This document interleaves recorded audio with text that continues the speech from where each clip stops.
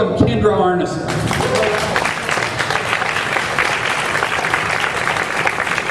Thank you. Okay, I'm not usually a speech giver, so you guys bear with me. I'll try to make this as painless as possible.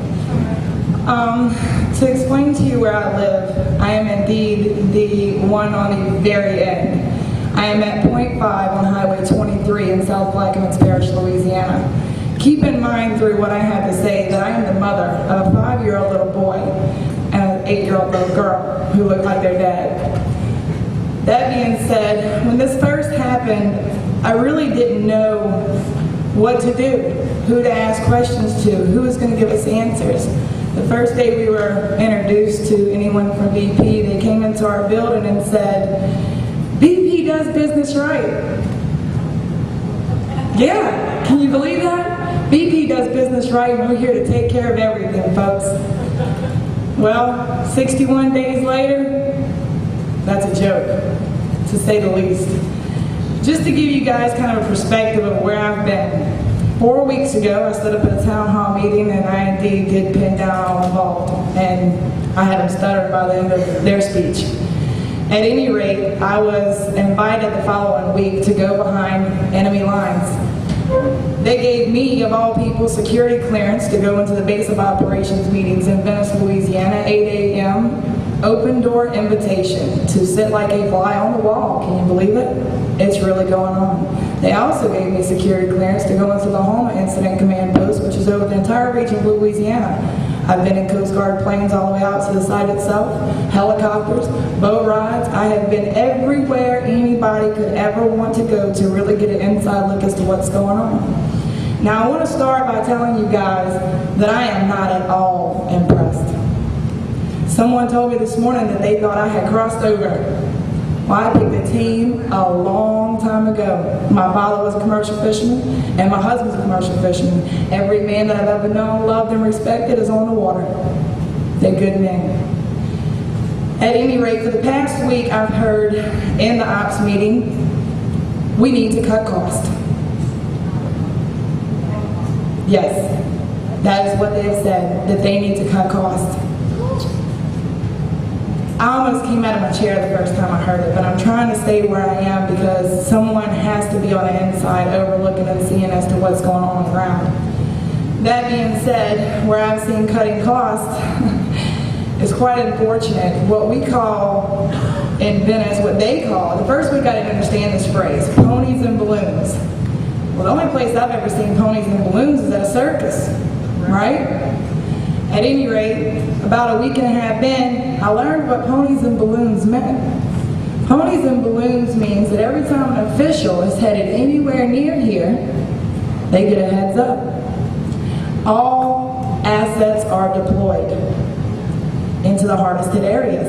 The official comes in, flies over, good job fellas, pats them on the back. When the official disappears out of the hardest hit area, so does 75 to 80% of the response.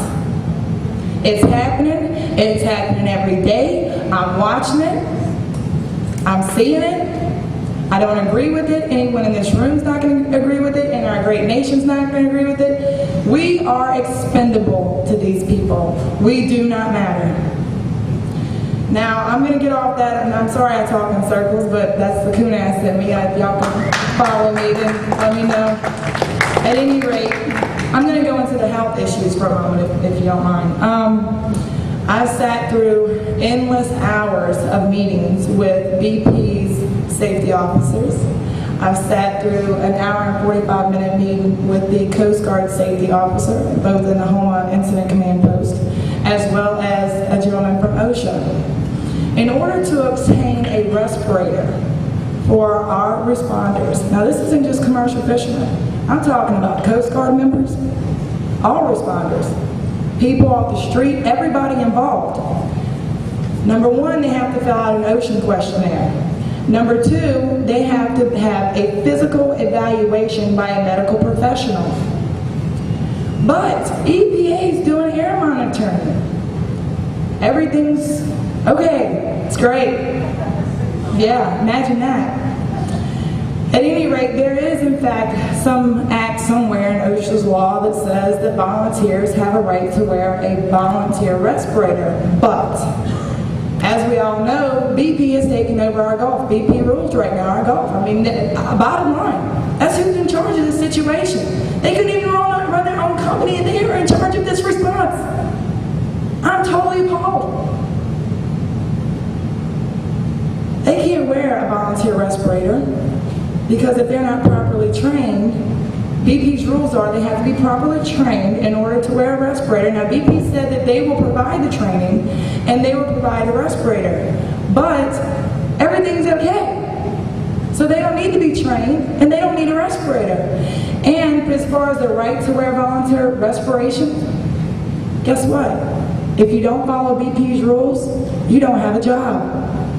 And that's what they told me. Now, I asked them to discuss the 7 men that were brought, 1 by helicopter and 6 by ambulance. I asked them if they were at liberty to discuss that with me. And they said, yes, ma'am, we are. I guess these guys didn't realize who they were talking to. Number 1 response from Mr. Hayward was food poisoning. 4 different boats, all in way away from each other, food poisoning. Second response was heat exhaustion. Then, Wednesday a week ago, when I sat with OSHA and BP safety officer, the OSHA man informed me that all 4 boats took Pine Sol, sprayed it all over their boats, and then sat and breathed in the fumes all day long, and that's what caused the chemical poisoning. Hold on a second. I've been on boats all my life. I've been with captains all over the place. When we spray something on our boat, we wash it right off. If not, it eats the paint off the boat. We take care of our stuff. So that right there was just a blatant out lie. So then I asked him and throw one out of left field at him. I said, well, what about the people on 9/11? He said, it's funny you asked me about that because I was working that job. We were following them around with respirators, begging them to put them on. And he actually pointed the finger at our New York firefighters. Yeah, he did. People who are dying a slow death as we sit in this room right now from chemical poisoning, pointed the finger at them and said that they turned around and gave him the 1 finger salute and said, we're not wearing a respirator, we're looking for our friends. Trained firefighters in New York? Are you serious? I wanted to just slap him in the face. But I was good. At any rate, you know, my children have broke out in 4 rashes. My child broke out in a rash the first time. I took her to Florida for 4 days. It magically cleared up. I brought her back. She broke out again. I left. She cleared up. Now today, she's broke out again. Not to mention that my beautiful, healthy, straight A student, gorgeous daughter has a double ear infection, upper respiratory problems. I left and went to Baton Rouge, and as I drove back home, clearing the throat, the stickiness, the upper respiratory irritation. You know, the bottom line here is, this morning I contacted Miss Marla Cooper, who is District 9 Councilwoman for Plaquemines Parish. And Miss Marla has 3 grandchildren in our area, and she's just a great grandparent, a good mom. And I told her, Miss Marla, we have got to call for an evacuation of our area. We cannot allow our citizens to sit like we're out in the middle of it. This stuff's on all 3 sides of my home. I walk outside and there's a haze. They're called bad air days. Folks, stay inside. Put your air conditioner on recirculation. Everything's just fine. Well, why do we need to lock ourselves up in our house? You really think that's going to cut it? Do you really think that's going to make the situation better? No, it's not. Where do you think the air comes from that's in the house? Outside the house. These people, they never cease to amaze me. The lack of humanity here. I know that my parish only makes up 2% of Louisiana's population, but does that make my people expendable? This is unacceptable. They are slowly poisoning every person that I've ever been close to in my entire life, and I'm standing here saying no more. Now, if I ruffle some feathers and make some people mad, so be it. I don't care.